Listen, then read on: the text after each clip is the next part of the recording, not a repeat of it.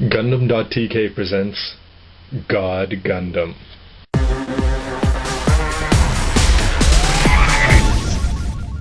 And welcome to a review of the Master Grade G or God Gundam.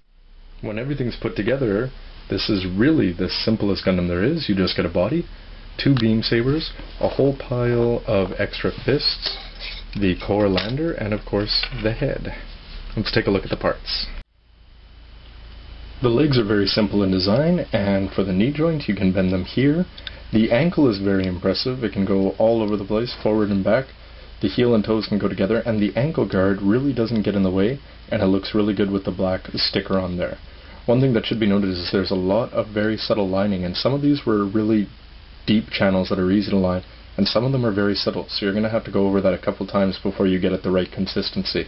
And even there you can see that it's not quite perfect.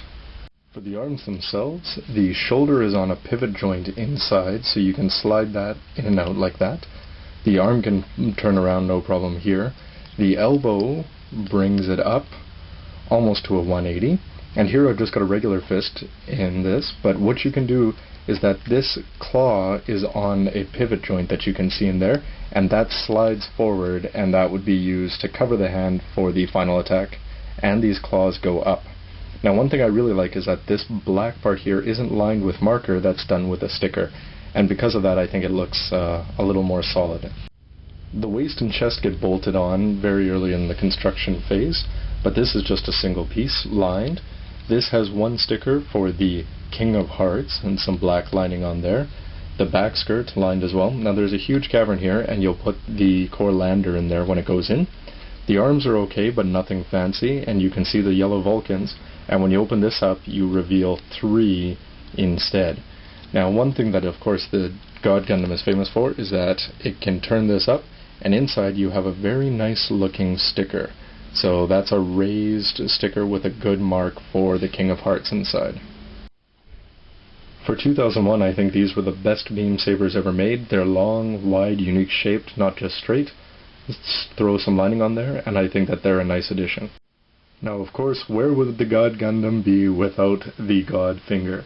And unlike the Shining Gundam, where they come in green with the fingers together, here they're split into 2, and it's orange, and you get that with both hands.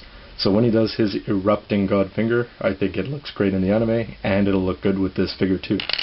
Something else I was happy about is you get a bunch of different fists, but what was cool about this, and it's different from the Shining, is that you get one with the palm up, one with the palm up and one with the palm down, whereas the Shining comes with ones that are just straight to the side, so you can interchange those between Shining and God as you please.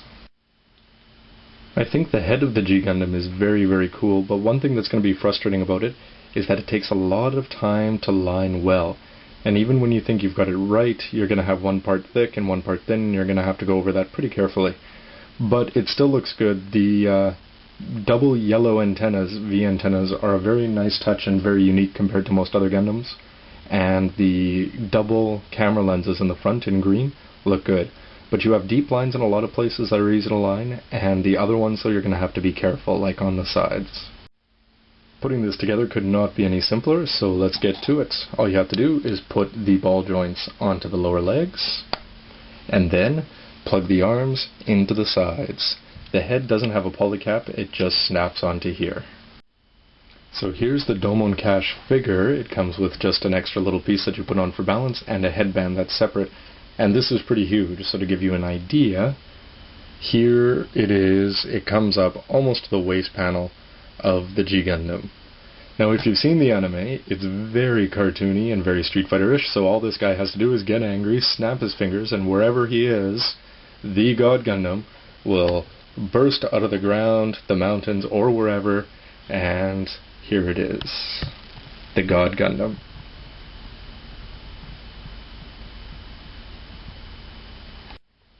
So here is the God Gundam from the front, and I'll just do the regular spin around.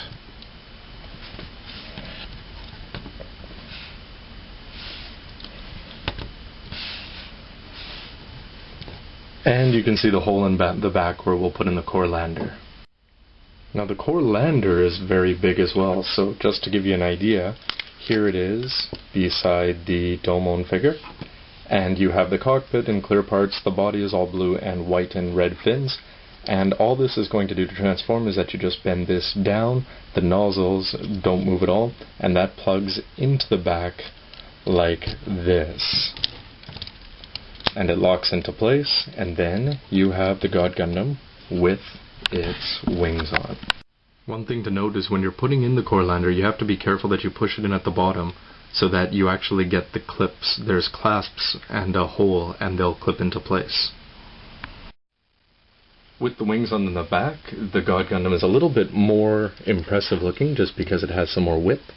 And here it is from the back.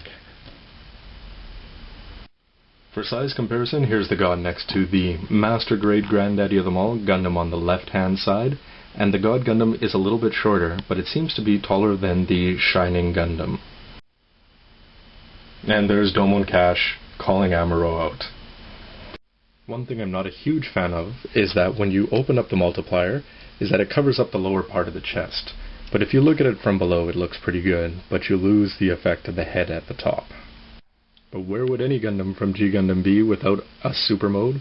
So when you put in the fists and pull these down, and then you'll put the wings forward, then it's in super mode. With the wings up, the God Gundam gains a fair bit in size, so here it is now next to the original Gundam. It's all of a sudden filled out a fair bit in size. But of course, where the God Gundam does really well because of its good inner frame is the poses that you can pull off. And I'm just going to do a couple here, but whether he's getting a Hadouken ready to go, or whatever you want him to do, you'll probably be able to pull it off with a fair bit of ease. And when it comes to pulling off the heat end, I don't know if there's anybody that can pull it off better than the God Gundam. So there you have on the left the Shining Gundam in its super mode, and on the right the God Gundam. I'm not going to have them hold each other or hold hands like they did in the anime, but they do make a pretty good team if you think of it as being Rain in The Shining. Some final thoughts on the God Gundam. First of all, I'm a fan of the anime, as cheesy as it is, and that makes me a fan of the toys in a lot of ways. So even though it's from 2001, this really pioneered a lot of the inner frame technology that we take for granted now. A couple things I didn't like. The lining could be a little bit difficult with this, but the poses you can pull off and the shining fingers and everything about the God Gundam works really, really well. So, give this a shot for $25. I don't think you can be wrong, and don't forget to check out Shining Gundam's review as well. Thanks for watching, everybody. Fair bit of size, and here it is, next to nobody.